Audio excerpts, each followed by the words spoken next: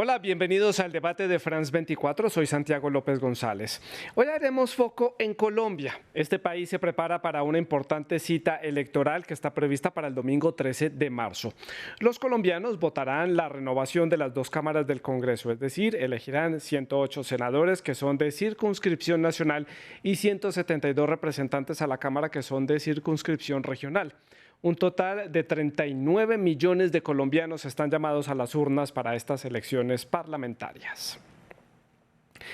Estos comicios tienen lugar en un momento de baja popularidad del Congreso, donde hay un alto desinterés por la política nacional y muchos temas que molestan a los colombianos, como el alza en el costo de vida, también la difícil reactivación económica del país después del confinamiento debido a la pandemia del COVID-19, también el aumento en la violencia y la desconfianza institucional, sobre todo hacia el Senado. Pero los colombianos también participarán en una consulta interpartidista de 3 coaliciones que busca elegir a un candidato que irá a disputar las elecciones presidenciales. Cada una de estas 3 coaliciones busca su candidato para enfrentarse en las presidenciales del 29 de mayo. Estas primarias de consulta entre coaliciones han eclipsado las elecciones parlamentarias y para muchos han venido a volver, digámoslo así, muy complejo el proceso electoral en Colombia. Muchos colombianos han dicho estar confundidos con tantas votaciones que van a tener que hacer el domingo. Cada coalición representa un segmento del espectro político de ese país suramericano. La coalición Centro Esperanza representa, como su nombre lo dice, a partidos de centro, mientras que el Pacto Histórico reúne formaciones de la izquierda y la coalición de Equipo por Colombia representa a la derecha, que es actualmente la que se encuentra en el poder en este país suramericano. De estas consultas, como les decía, saldrán 3 candidatos que se suman a otros 3 que van a disputar la primera vuelta presidencial, que está prevista para el 29 de mayo. Pero para eso todavía falta mucho tiempo. Ahora nos vamos a enfocar en las elecciones parlamentarias. Está el partido oficialista, es decir, el Centro Democrático, en riesgo de perder la mayoría en el Senado. ¿Cómo están las cargas partidarias para conformar este nuevo legislativo? ¿Por qué los colombianos tienen en tan mal concepto a esta institución y quiénes podrían salir de las consultas interpartidistas? Lo vamos a analizar hoy aquí en el debate de France 24 y para conversar sobre este tema saludamos a Paola Montilla Niño. Ella es analista y docente de la Universidad Externado de Colombia.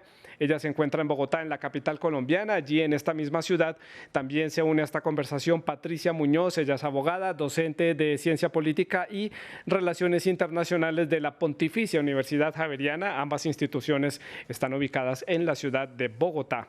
Ustedes, nuestros televidentes, también pueden participar en este debate, pueden dejar todos los comentarios y las preguntas relacionadas con este tema a través de las redes sociales, pueden comunicarse con nosotros. Nos encuentran en Facebook, en Instagram, también en Twitter, estamos como @France24-ES, @Santilogo, que es mi cuenta personal. Nuestra etiqueta, se la recuerdo, numeral, el debate F24. Esperamos todos sus comentarios relacionados con este tema electoral en Colombia. Comienzo entonces poniendo un poco de contexto de lo que está sucediendo en Colombia. Comienzo con Paola allí en la ciudad de Bogotá. Paola, bienvenida al programa. Y bueno, ya lo decía, comencemos por el contexto. ¿Cómo llega Colombia a estas importantes elecciones parlamentarias que son una previa de lo que van a ser las presidenciales que están previstas para mayo, un primer semestre del 2022 electoral allí en Colombia? Santiago, primero buenas tardes, un gusto saludarte y también aprovecho para saludar a Patricia, una profesora a la cual le tengo gran cariño y admiración. Pues Santiago, para comenzar, Colombia llega con una insatisfacción, con poca satisfacción hacia la democracia. Estas cifras se ubican más o menos hacia el 18%. También llegamos, como usted muy bien lo mencionaba, llegamos en un contexto de alta insatisfacción social, consecuencia de la pandemia, con niveles de empleo muy altos, con niveles de desempleo muy altos, con una pobreza cada vez más alta, pero también adicionalmente encontramos que 159 municipios aún permanecen con presencia de grupos armados, y la MOE ha resaltado que en esos municipios podrían existir pues algunos riesgos para estas elecciones de marzo, del próximo 13 de marzo. Entonces Sí. creo que resumiría en esos 3 grandes puntos el panorama de Colombia previo a estas elecciones del próximo domingo. Y Patricia, bienvenida también al programa. ¿Cuáles son sus impresiones entonces de cómo llega este país a estas elecciones parlamentarias que van a ser disputadas este fin de semana? Santiago, buenas tardes. Un caluroso saludo a la doctora Paola, a las personas que nos acompañan en esta emisión.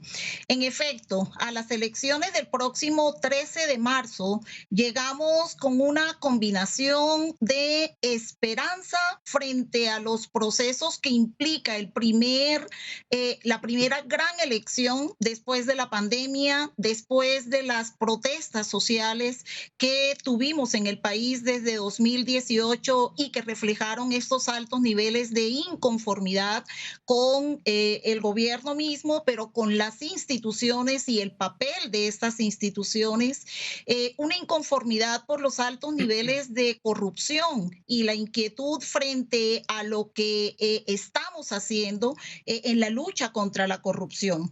Unas elecciones el 13 de marzo que vienen combinadas no solo para renovar el Congreso, tal como usted lo mencionaba, sino 3 consultas para elegir candidatos a la presidencia de la República. Unas elecciones en un ambiente donde la confianza en las instituciones se ha deteriorado, Claro. donde no tenemos grandes electores en las listas a Senado y vamos a tener entonces muchas expectativas frente a la manera como se relacionan estos elementos el próximo domingo.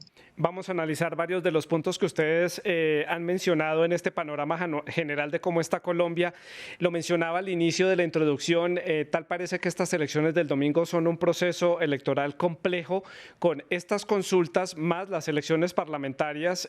Muchos colombianos han dicho que no entienden bien en qué proceso es que están y ustedes también lo mencionaban. Hay varios municipios, más de un centenar de municipios que tienen problemas de seguridad. Para el Estado colombiano es muy difícil llegar a ejercer presencia en todos los rincones del país y hay zonas rurales muy apartadas donde las elecciones van a ser complicadas.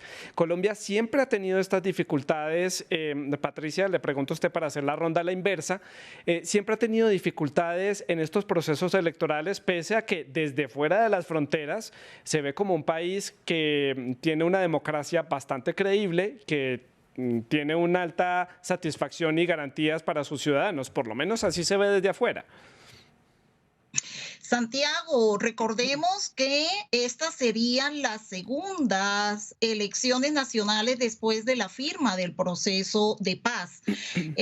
Además, hay unas condiciones geográficas en el país que dificultan una presencia permanente del Estado y una seguridad permanente para los ciudadanos que se ha visto deteriorada, como lo decía la doctora Paola Montilla, por el recrudecimiento de la violencia en ciertas zonas.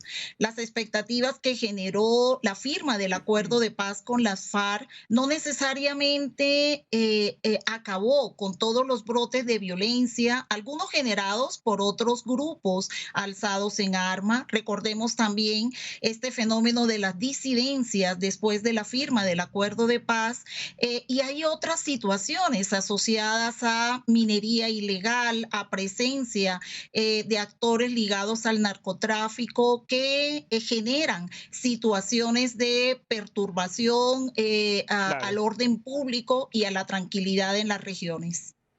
Paola, desde su perspectiva, el tema de seguridad, que siempre ha sido importante y destacado para estos procesos electorales allí, llama la atención también desde fuera de Colombia. Lo que uno puede ver es que no hay garantías, por ejemplo, para algunos actores sociales, para líderes en zonas apartadas. ¿Qué tan garantizada está la seguridad para estos comicios parlamentarios y estas consultas interpartidistas que va a vivir Colombia en los próximos días?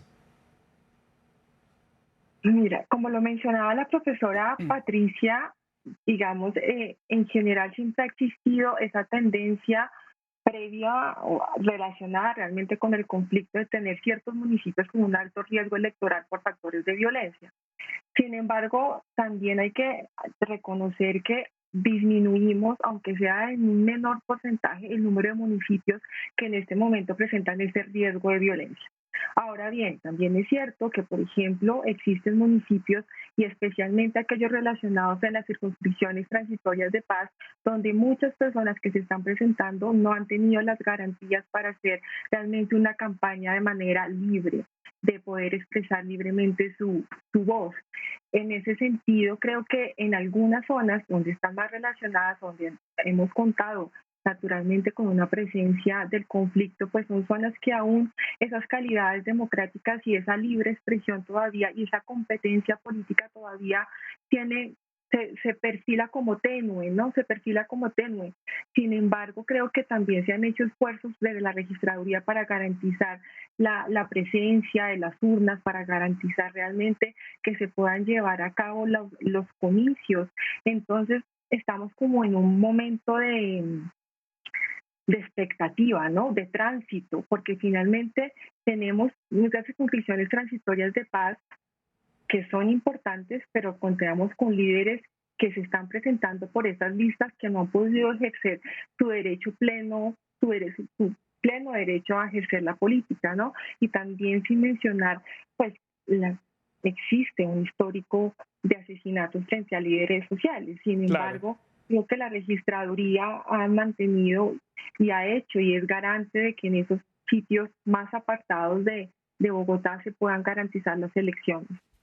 Paola, hablemos de este Congreso que termina funciones, que cierra ya estos 4 años de funciones en Colombia. ¿Qué legado deja? Porque pasa la historia como este Congreso que estuvo en la legislatura del país durante la pandemia del COVID-19, también después de haberse firmado el proceso de paz, de haberse firmado el acuerdo y de haber puesto en marcha algunos de los puntos que estaban allí pendientes y de haber sido parte de un gobierno también que el presidente no cuenta con mucha popularidad entre los colombianos. ¿Qué legado deja este Congreso? ¿Cómo cierra este ciclo? ¿Y por qué los colombianos no confían en el Congreso y hay tantos índices de desprestigio de esta institución? Claro. Bueno, comencemos voy a dividir la explicación en dos partes. Primero, la confianza que se manifiesta en el Congreso colombiano, digamos, no es nueva de estos últimos 4 años. En general, el Congreso y varias instituciones políticas en el país cuentan con una alta desconfianza. Una desconfianza que tampoco es alarmante si uno lo compara con los niveles de desconfianza que tienen los congresos en América Latina. Ahora, respecto a la pregunta puntual sobre el legado, pues sí, evidentemente no podemos desconocer que el Congreso colombiano realmente durante estos 2 últimos años desdibujó mucho su función. Desde el 15 de marzo del 2020 estamos en un proceso de emergencia sanitaria que culminó en febrero del 2022 y, por ejemplo, algunos estudios como los de la profesora Padrón han mostrado que durante estos 2 años se han sacado o se han emitido realmente 115 decretos de ley, lo que realmente deja en un segundo plano lo que podría ser la labor del Congreso.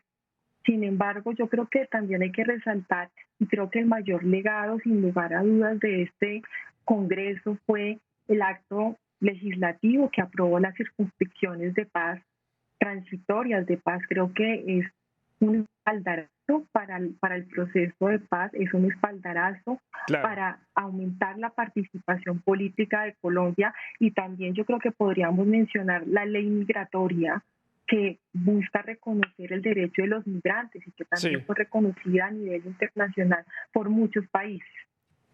Y Patricia, algo para complementar sobre el legado que deja este Congreso en particular, haber legislado durante la pandemia de COVID-19 que afectó fuertemente a Colombia, por supuesto, le hicieron frente a esta pandemia como lo ha hecho el mundo entero, con sus altos y sus bajos, pero ¿cuál es el balance que usted puede hacer de esta legislación? Santiago, plenamente de acuerdo con la profesora Paola.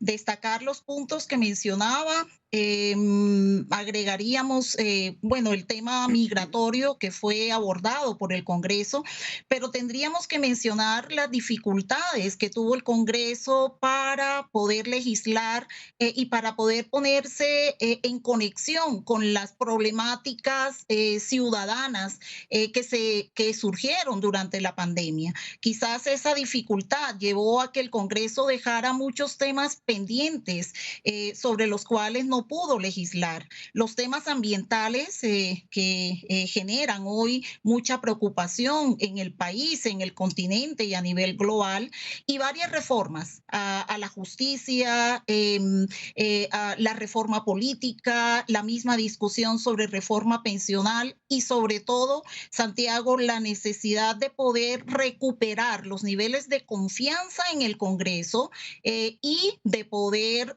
implementar una lucha frontal contra el fenómeno de la corrupción.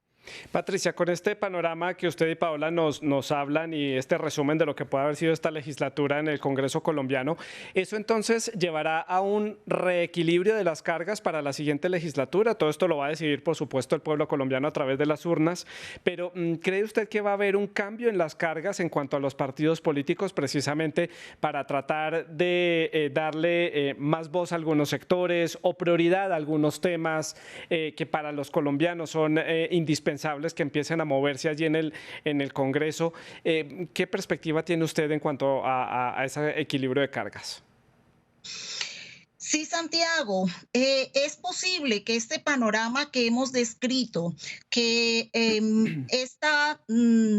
esta preocupación de los ciudadanos frente a las problemáticas que no han sido resueltas y que se manifestaron a través de protestas y marchas en los últimos 3 años, lleve a que el nuevo Congreso pueda traer consigo algunos cambios en el tamaño de las bancadas, en la representación de los partidos políticos.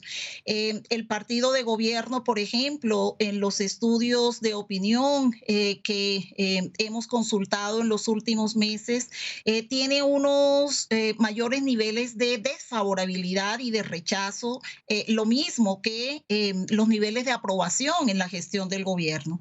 Ello puede llevar a que bancadas mayoritarias como la del Centro Democrático en la anterior legislatura puedan ver disminuido el número de congresistas, al igual que partidos políticos considerados tradicionales como Cambio Radical, Partido Conservador, Partido Liberal y Partido de la U.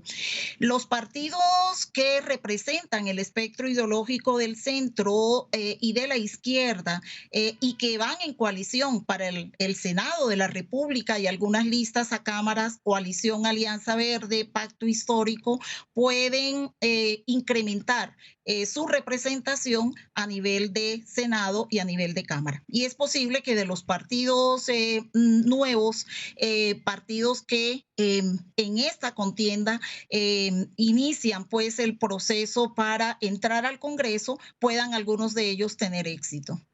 Paola, desde su perspectiva, tomando en cuenta lo que dice Patricia, históricamente el Congreso colombiano ha tenido más una tendencia, digamos, centro-derecha, podemos decirlo así. ¿Estaríamos próximos a encontrarnos con un Congreso que sea un poco más centro-izquierda, tomando en cuenta lo que nos dice Patricia, o cuál es su análisis? Lo que mencionas es cierto. Realmente el Congreso colombiano se ha destacado por estar hacia el centro y centro derecha. Sin embargo, podemos encontrarnos que los partidos de izquierda, como el Polo Democrático Alternativo, la lista de los decentes, en este momento no presentaron listas al Congreso y todos finalmente se agruparon bajo la coalición del Pacto Histórico. La presencia en la lista del Pacto Histórico, sin lugar a dudas, de políticos reconocidos puede aumentar el número, su porcentaje de votos y por ende su presencia en el Congreso. Sin embargo, si tenemos en cuenta que, por ejemplo, en el Senado, esa tendencia o esa bancada de izquierda en el 2018 representaba el 13%, ¿no? Llegar a que cambie radicalmente y a tener una mayoría legislativa es poco probable. En otras palabras, puede aumentar la presencia de la izquierda en el Senado, sin lugar a dudas, puede aumentar ese 13% que se presentó en las elecciones del 2018, pero no puede llegar a ser una mayoría legislativa o tendría pocas probabilidades de llegar a ser una mayoría legislativa. ¿Por qué? Porque en la Cámara el panorama es un poco singular y a este respecto, por ejemplo, los partidos de izquierda en la Cámara en el 2018 tenían un 4%. y de pasar de ese 4% a aumentar a la mayoría legislativa finalmente, pues es un desafío muy alto. En suma, yo sí creo que los partidos de izquierda, acobijados todos en el pacto histórico, pueden aumentar el número de curules, pero no pienso realmente que existe una probabilidad que se cambie drásticamente el balance de fuerzas que ha existido tradicionalmente en el Congreso colombiano. Patricia, ¿cuál es su opinión sobre este tema? Estamos ante un Congreso colombiano que pueda tener un poco más presencia de la izquierda y amplió la pregunta. ¿Está la democracia y la sociedad colombiana lista, dado el antecedente histórico que tiene este país, para tener un Congreso donde haya más presencia de izquierda, donde pueda darse el escenario de tener una mayoría? Paola no lo ve muy así, pero sí un aumento del número de curules y tal vez empezar a dar un giro hacia otra tendencia política. ¿Cómo lo ve usted? No, en la misma línea de la doctora Paola, si bien la coalición del pacto histórico y también la coalición de centro pueden aumentar el número de congresistas, no creo, y allí comparto el planteamiento de la profesora Paola, que alcancen una mayoría que lleve a desequilibrar, que lleve a generar este desequilibrio al interior del Congreso a favor de la izquierda en este caso. Lo que sí es cierto es que vamos a mantener unas bancadas medias cercanas en número que obligan, por supuesto, a los procesos de coalición, tanto para el ejercicio de apoyo al gobierno y sacar adelante las iniciativas desde la bancada de gobierno, como para el ejercicio de la oposición, sea quien ocupe la fórmula presidencia y vicepresidencia en las próximas elecciones. Coaliciones porque ningún partido por sí solo va a alcanzar una mayoría suficiente que le permita sacar adelante las iniciativas en uno o en otro sentido. Pero sin duda alguna, no sé si ustedes comparten esta impresión, ese tipo de ejercicio de formación de coaliciones para poder tener mayorías requiere un poco de madurez democrática y política, y qué tanto Colombia está en ese escenario para juntarse, armar alianzas, armar coaliciones. Vemos, y ya es el tema que vamos a hablar a continuación, estas 3 consultas interpartidistas que son varios partidos tratando de buscar un líder para enfrentarse en las presidenciales. Patricia, muy puntualmente, esto es entonces un buen síntoma de la democracia colombiana, que haya necesidad de negociar, de confrontar ideas entre partidos, unirse para buscar mayorías. Sí, es un proceso, Santiago, y yo creo que las últimas reformas políticas llevan a este camino, a esta necesidad de la negociación.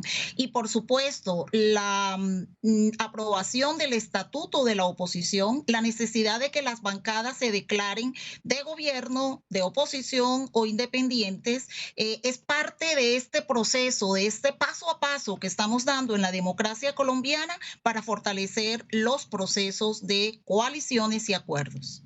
Interesante ver este punto de vista, sobre todo para las personas que están fuera de las fronteras colombianas, que no conocen bien el tema político en este país. Quiero pasar ahora, Paola y Patricia, a hablar de estas 3 consultas interpartidistas. Son importantes, han logrado casi que eclipsar la importancia de las elecciones parlamentarias, de escoger el Congreso y los representantes a Cámara, porque salen 3 candidatos que irán a las presidenciales de mayo. ¿Cómo están conformadas estas coaliciones? ¿Qué ven ustedes allí? ¿Qué análisis pueden hacer de estas 3 consultas y quiénes son los candidatos fuertes? Comenzamos por Paola. Bueno, realmente estas consultas han permitido que se diferencien 3 bloques políticos bastante, ¿no? Tenemos básicamente que yo creo que en este momento la ciudadanía puede diferenciar claramente cuáles son los partidos de derecha, de centro y de izquierda. Dentro de los partidos del pacto histórico como representante aglutinador de los partidos de izquierda, realmente el abanderado y el que lleva en las últimas intenciones de voto y que las ha mantenido es Gustavo Petro, ¿no?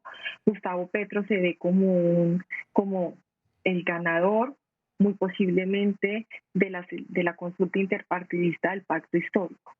Dentro de la coalición del Centro Esperanza, pues realmente allí se aglutinan partidos que han mantenido una postura neutral apoyando el libre mercado, pero también enfatizando en la necesidad que se tiene en este momento en Colombia de disminuir las desigualdades sociales. Sin embargo, al interior del de la coalición Centro Esperanza, pues todavía no existen consensos, se han mantenido algunas disputas, por ejemplo, no existe consenso frente a la legalización de la droga, no existe consenso, por ejemplo, frente a reformas o no necesarias para la policía.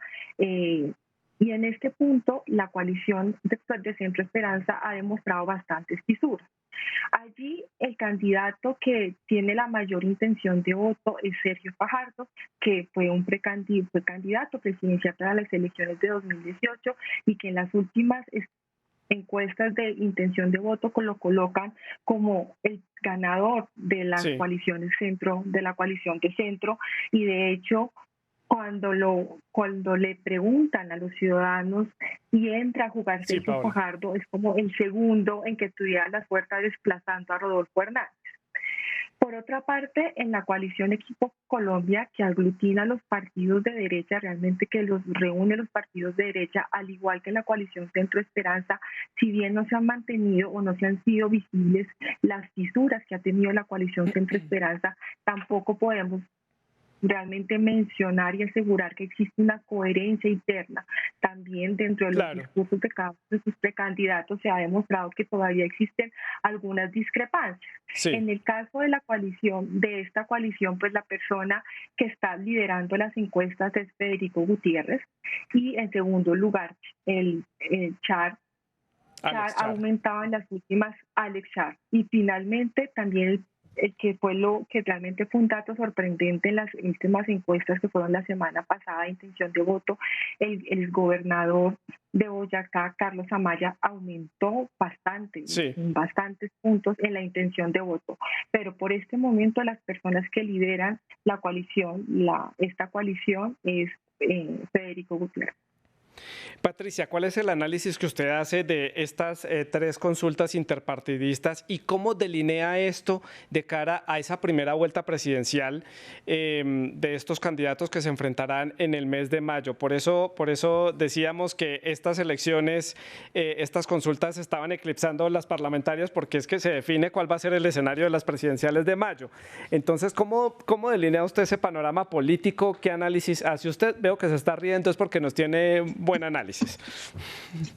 No, Santiago, en la misma línea de la profesora Paola, pero su acertada mirada frente al proceso nuestro en Colombia, algunos comentarios.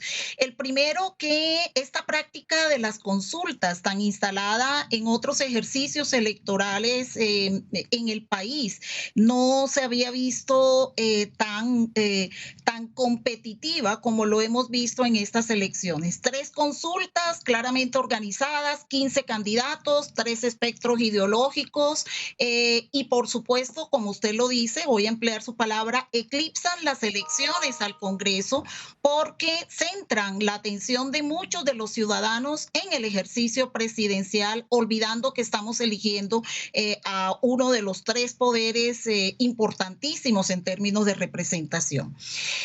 Otro elemento para anotar es que estas consultas, de acuerdo a los estudios de opinión, han tenido allí diferentes matices. La consulta del Pacto Histórico, un candidato que, como Gustavo Petro, que ha sacado una ventaja importante no solo a sus compañeros de coalición, sino a los candidatos de las coaliciones restantes. En la coalición Centro Esperanza, que ha tenido que sortear una serie de tensiones, existe la duda si esa distancia del que hoy va en punta Sergio Fajardo es suficiente con relación al repunte que han tenido algunos de sus compañeros de coalición, y en particular las estrategias electorales de Alejandro Gaviria, que ha recurrido a recibir una serie de apoyos y acercamientos de actores políticos de partidos tradicionales. Y en el equipo Colombia, toca decir que si bien no está allí el candidato del Centro Democrático, Óscar Iván Zuluaga, continuó con su carrera hacia la presidencia como independiente. El partido ha dejado en libertad a los seguidores y muchos se preguntan a quién van a apoyar estos seguidores, pareciendo ser la figura de Federico Gutiérrez, quien mejor recoge el apoyo de los militantes y simpatizantes del Centro Democrático.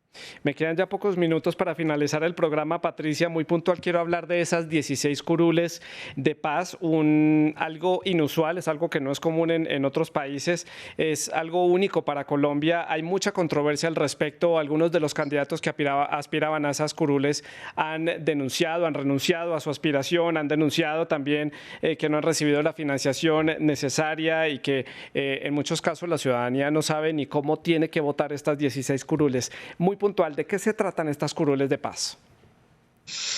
Las 16 curules de las circunscripciones especiales transitorias de paz fueron creadas para fortalecer la representación de las víctimas, de personas que pudiesen llevar la vocería en las regiones más afectadas, más apartadas, que requieren hoy una presencia institucional fuerte si queremos realmente llevar la paz a los territorios. Por ello, estas circunscripciones solo se votan en las zonas rurales, las zonas veredales, no en el casco urbano, y abarca estos 167 municipios más golpeados por la violencia de manera histórica. El propósito es que sus voceros, que deben tener condiciones especiales, habitantes de la región, víctimas del conflicto, líderes sociales, puedan traer las voces de la región y podamos llevar desarrollo y paz. Pero han tenido los problemas que la doctora Paola mencionaba. Y a estos problemas de seguridad que han llevado a algunos candidatos a la renuncia, yo tendría que agregar la falta de pedagogía para que los habitantes de la región sepan qué votamos el domingo y puedan participar de manera activa. Me queda un minuto para finalizar el programa. Quiero cerrar con una de las preguntas que recibí a través de redes sociales y es preguntando por la institucionalidad en Colombia. ¿Qué tan confiables son las autoridades electorales allí? Paola, para el cierre muy puntual, antes de hacer la conclusión con Patricia.